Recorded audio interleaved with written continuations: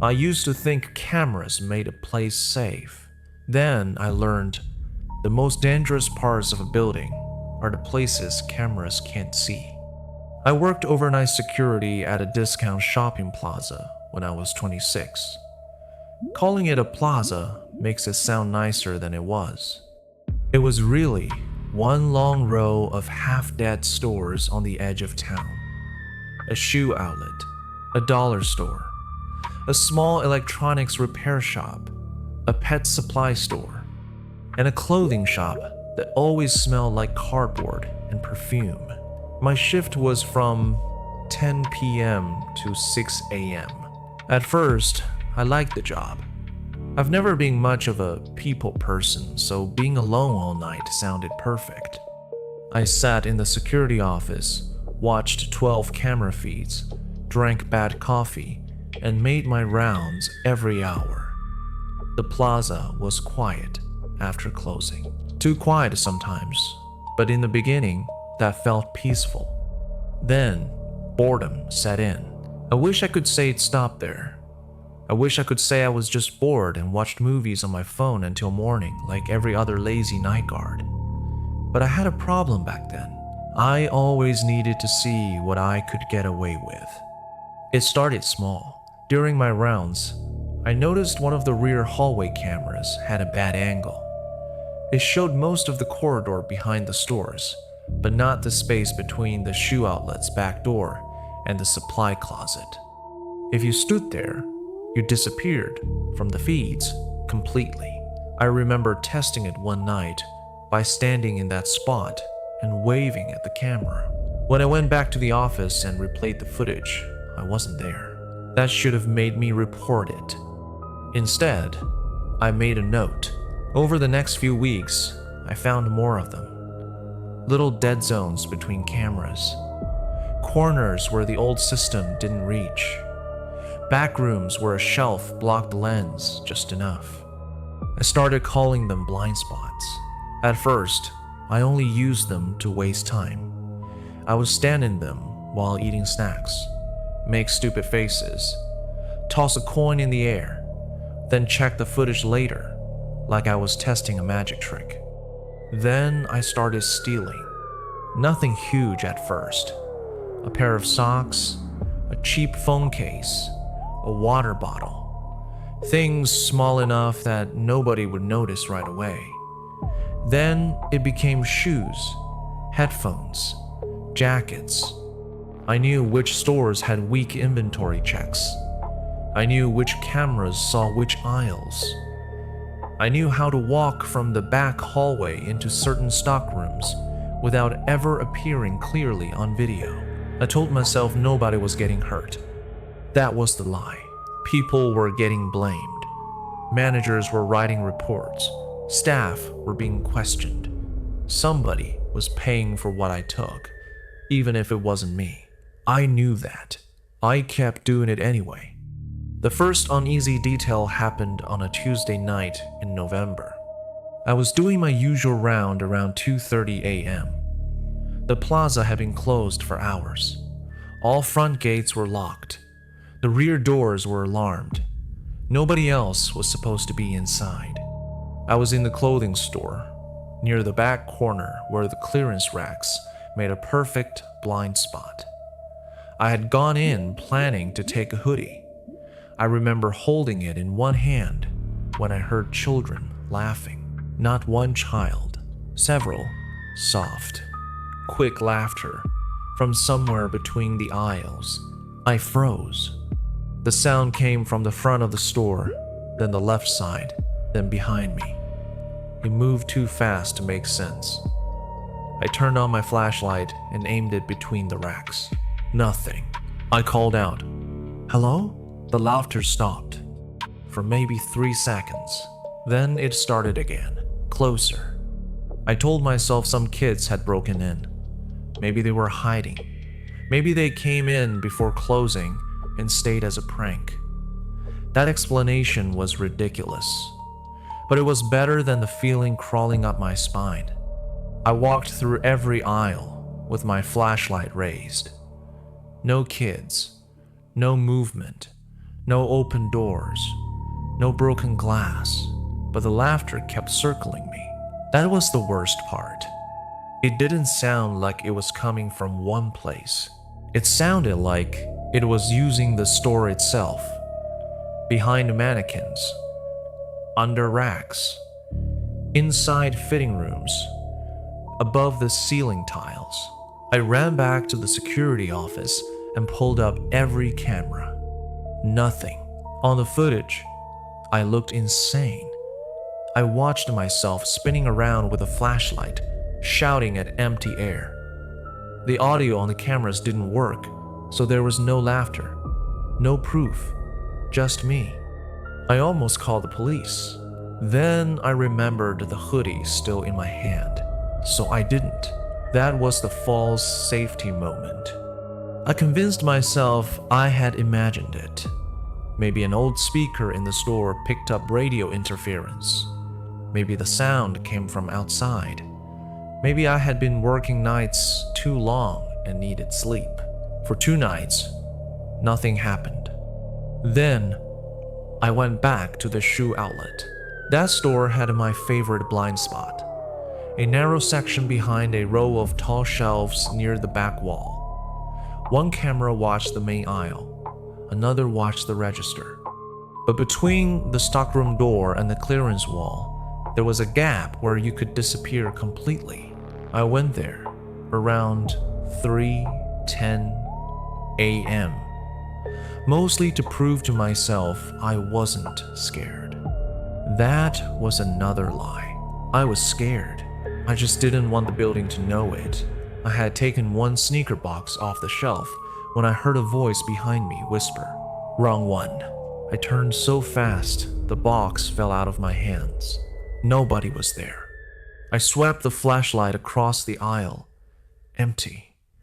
I checked behind the shelves. Empty. I opened the stockroom door and aimed the light inside. Empty. Then the voice came again. This time, from the blind spot. "Wrong one." It sounded like a child trying not to laugh. I backed away.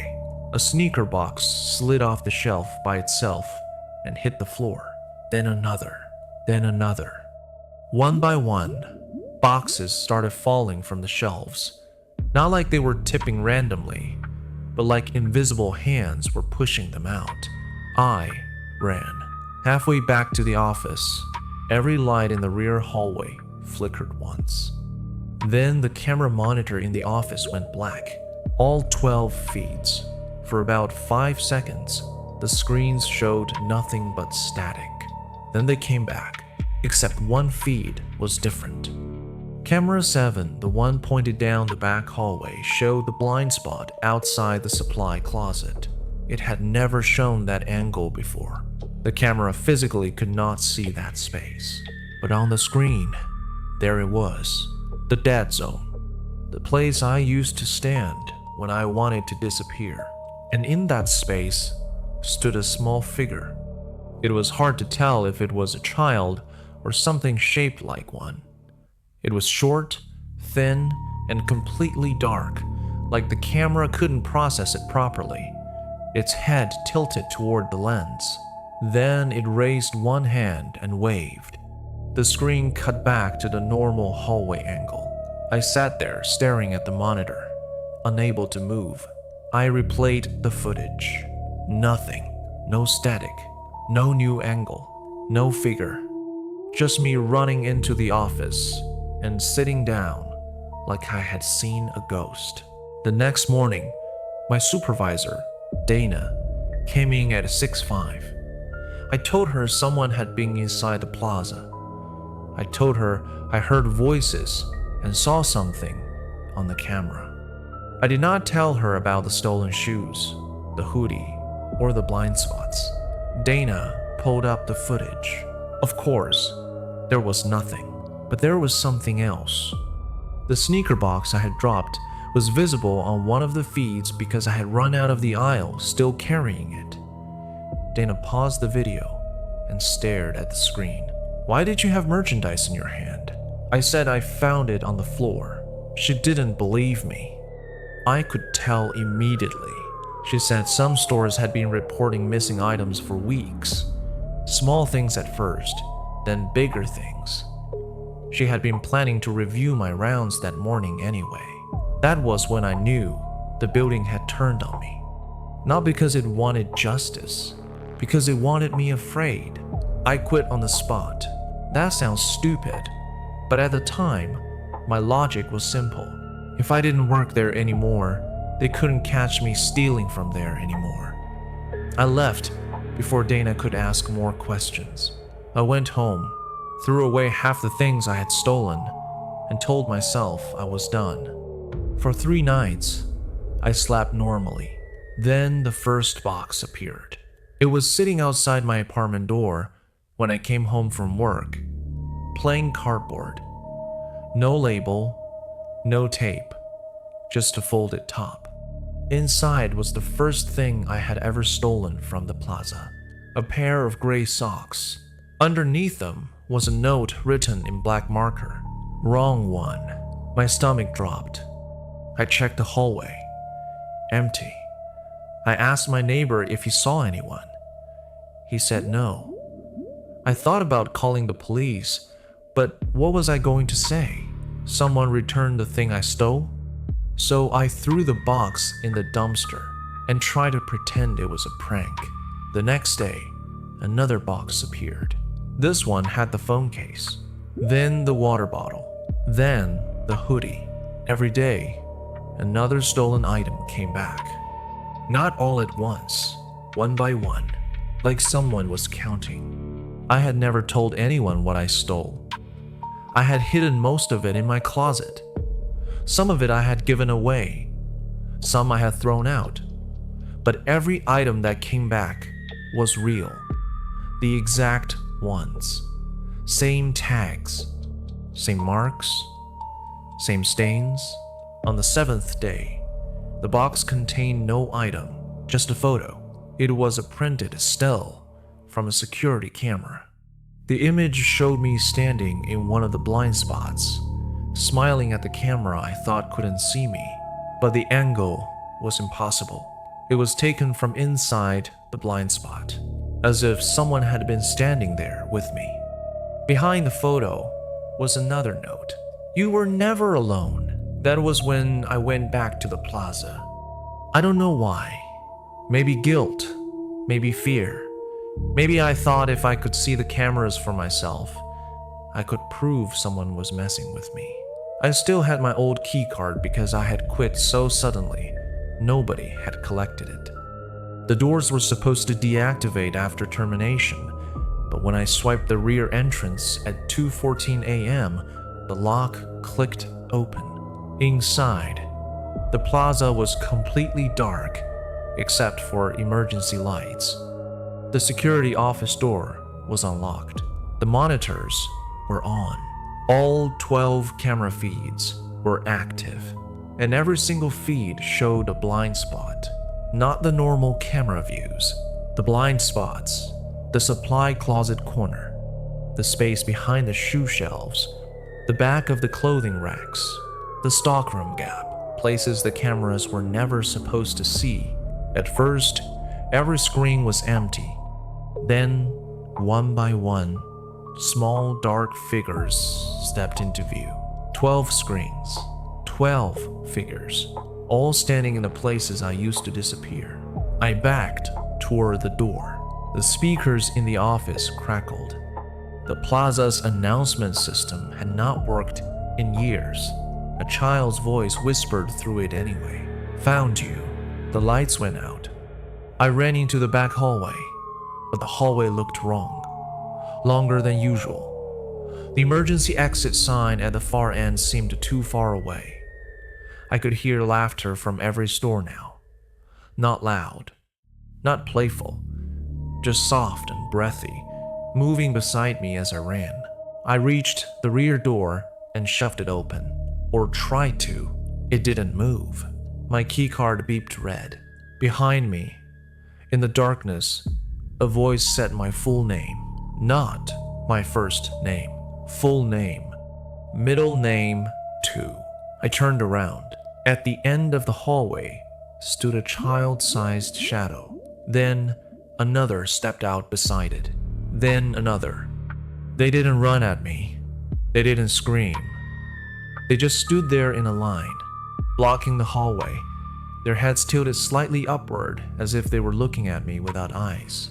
One of them held something, a sneaker box.